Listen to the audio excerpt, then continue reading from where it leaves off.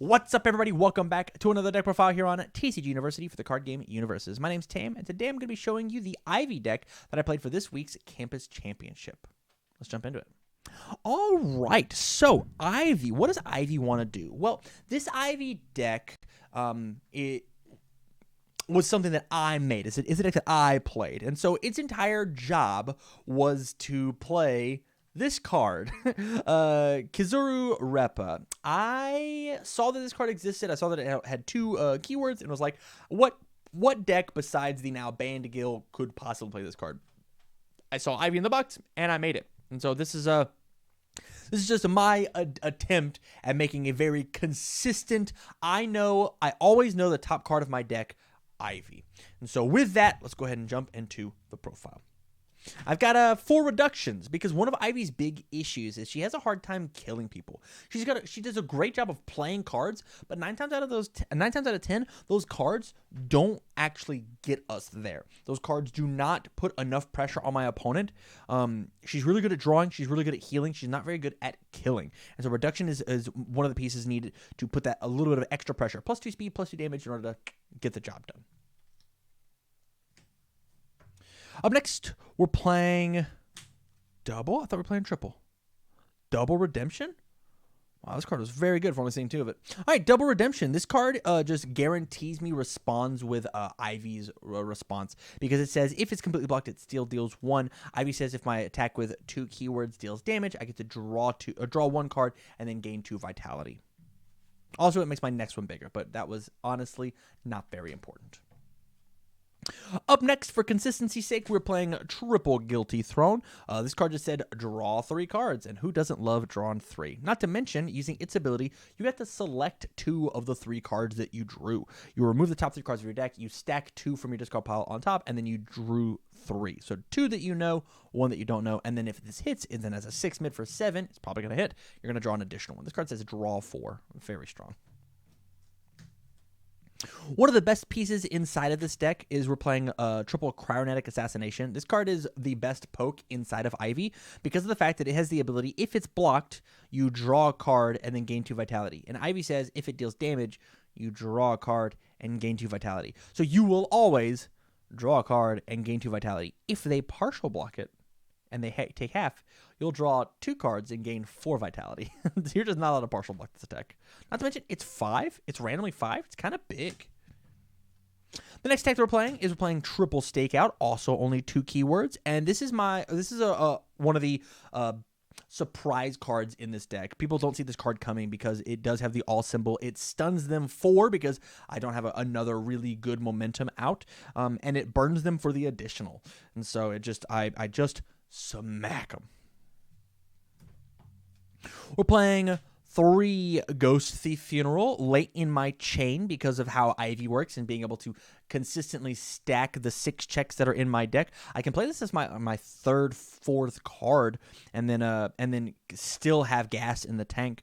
And with reduction, putting my opponent at desperation, the enhance is live to destroy one of their foundations, making this an 8 mid for 8 that lets me draw an additional 3 cards in the same way that Guilty Throne does. There are plenty of times where I would honestly play 8 cards in my hand and still have 8 cards to defend myself with a totally ready staging area. It was a very, very real possibility. And off the back of Ghost Thief and Guilty Throne, that dream was a reality. And then the last card that we played is the Repa. This card was not as good as I wanted it to be. It should not have been a 2 of. Honestly, it could have been a 1 of as like a fun tech card and been fine. But because it was the main reason I wanted to build a deck, I had to put it in a 3 of. This did kill people. It was enough. And being able to draw X cards, discard X momentum is totally fine. It is still best in Kotal Khan, but I wanted to play Ivy, and so I played Ivy. On to our actions and our assets. This deck is a bit greedy with its non-gray cards, but, c'est la vie. We were playing 4 Big Shot Punch because, like I said earlier, Ivy's big issue is that she can't push damage. It's very hard to push damage, as well as this card does say minus 12 damage. And a character that has 30 vitality and is gaining 2 pretty much every attack that she throws, it's almost impossible to kill this character. And whenever she doesn't want to take the damage, she's also got 4 big shot Judies. So either I can push my damage through and make sure I can trigger my response, or I get say minus 3 speed and auto block whatever you throw at me. It's pretty solid. Up next, we're playing 4 Let's Cut Loose. It is another 6 check, which, like, the nicest thing about this deck is you just pay a vitality and then stack a 6 from the top of your discard pile on top of your deck. I know I'm going to be checking a 6 next. You just don't respond and draw the card in order to have these big, long attack strings. And so Let's Cut Loose lets you draw up fresh blocks. It lets you build cool cards down into your staging area, and I mean it checks a 6, and that's what we're looking for in the deck. The last action we're playing is 1 Spell Circle. Because of how many cards that I draw, a lot of times I want that 1 cheeky momentum. And so if I've got none, I've got 1 just by discarding a card. And I'm drawing enough as it is as Ivy, I can sacrifice the 1 extra card. On our assets, we're playing 1 Fiddlesticks. This card just says, if I touched you and I got to respond to my character and draw the card, then I get to do it again. I get to play that same card once more. Card's very, very solid. It also says destroy a foundation to help me stay out of deadlock and draw a free card.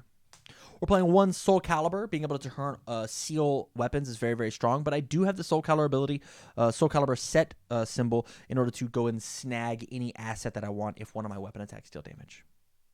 We're playing 1 United Kingdom of Smash. Response, lose 2 vitality, which I will gain back with Ivy very easily to draw a card, and then I'll draw a card off of Ivy gaining the life. And I can also commit and give my attack +2 or this attack +2 speed or damage to add a foundation from my staging area up to my hand as an additional block. So I'll give your attack +2 damage, and then I'll block it, or I'll give my attack +2 speed, and then I'll replay a foundation that it was used to be face down. Playing 1 Ivy Blade as a consistency. Response, lose 2 after I play a ranged attack. Reveal the top card of my deck. I can see if I want to use Ivy's pay 1 to stack a different one. And if the card doesn't have more than 2 keywords, which, newsflash, none of my cards do, it will also get an additional 2 speed. And the Desperation Enhance is very, very good just to stack a card with Ivy and then commit and pick it back up. And the last asset that we're playing is 1 Black Bear Diner. For the same way that United Kingdom of Smash lets me reset my foundations, Black Bear Diner also does the same thing, but just a little bit quicker. Once per turn, I get to just flash the foundation out. On to our foundations. We are playing 4 English Aristocrat. This card's insane. There's no way we're playing 3 of it. Just enhance, commit. Any of my attacks get +3 speed, which means they're pretty much guaranteed to hit. And if they hit, I'm going to gain 3 vitality. And in Ivy, I gain an additional 2. I'm going to gain 5. If my attack hits, I gain 5 health. I gain a 1/6 of my health if one of these hits.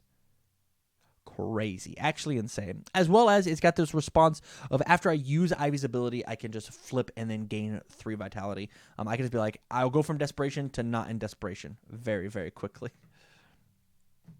The other aggressive foundation that we're playing is 1 Eliminating the Van. Discard a card, which we draw plenty of, for +2 or -2 damage. Honestly, this could be a flow card instead, because it's way better to discard a card and then use Ivy to stack that card up on top of my deck as to not take the risk. I will discard one of my Punch or Judies in order to stack this 6 check on top and then guarantee play it. The plus or minus damage is honestly just icing on the cake.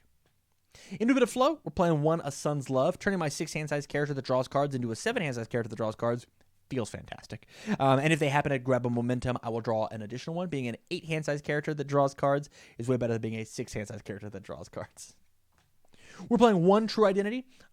Big strings are very good. And the reason I'm playing only 1 of this is because Ivy does get to fix her checks. If I was wanting to play a bit of a more aggressive build, I would play more of this. Maybe that's something that you can test and let me know in the comments down below. I'm playing double, not over till you die. Honestly, I think this card should have been a 4 of inside of my deck.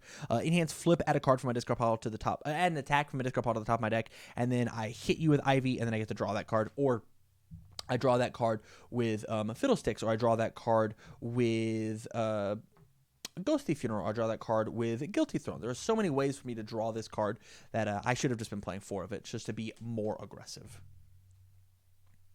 Speaking of drawing cards, we're playing 3 arranging a deal. The main reason this card's in here is it does check a 6, and so I can check a 6, pay a life, put it back up on top, and then continue to play big strings. But once I'm at desperation, I can just draw an additional card, either keep me alive or push more damage through. Flow, we're playing 1 Wandering Pirate, responds twice per turn after it's committed. I get to ready a different thing. Really good for readying that true identity that I only have the one of. It's probably the best target for it, but besides that, it lets me be a little more aggressive in playing attacks or foundations on my turn, and then I get to re-ready everything on your turn. Playing triple Profane Sanctuary, discard the top 2 cards of both players' decks. Really solid inside of Ivy because maybe I see I have a 3 on top of my discard pile. I pay my 1 life. I look at a 3. I'll just leave it there and then discard the top 2. The chances of there being more 3s is so astronomically low. Not impossible, but the chances of there being more 3s is way less than just like guaranteeing the 3 check on top. As well as I'm trying to play these big attack strings as my kill turn, so stopping Breaker when it's clutch is important. Up next, we're playing triple Orphan Alchemist. Kind of the same reason that we're playing the arranging a deal. It checks a 6. It looks at the top card of my deck without having to use Ivy's ability to pay the 1. It might just come in handy. As well as if my opponent tries to clear the top card of my deck because of how potent Ivy is, I can just flip and cancel it and then draw a card if I want to. Ooh. Up next, we're playing triple Telekinetic Mastery. Honestly, this card could have been a 4 of, and it felt fine because of how many 6s are inside of my deck. This card just says, response check a 6, which I have a ton of, -2 speed, -2 damage if they decide to pump. Just really potent. Up next, we're playing 4 Fei. Flip. This deck is -3 speed. I just want to be able to block whenever I want to. This mixed with having a ton of 6 checks in my deck means that I just get to pretty much block whatever I want. This plus being able to stack a 6 check means I get to block whenever I want. We're playing 3 Mushroom Experimentation. My character has 2 twice per turn abilities, and so after I've used my character all up, I can just enhance commit my character, discard 2, draw 2, hopefully find some Puncher Judy's or some other defensive piece that can help me, or I can take and destroy this, discard a card with a printed 6 check, and reduce its damage to 1. So basically, I destroy a foundation to just auto block a card and just take my 1. If it happened to have been if my character is still ready, it happens to be a 2 keyword attack, I guess to draw a card as well. Excuse me. My last 2 cards are a bit of a disruption card. We've got 1 Hacker. Discard a momentum, flip one of my opponent's assets, and draw a card. The draw is fine. Flipping the asset is what is important. As well as if I take damage, I can possibly heal that damage back and grab a momentum. And then lastly, we've got 1 Rhythmic Fighting Style.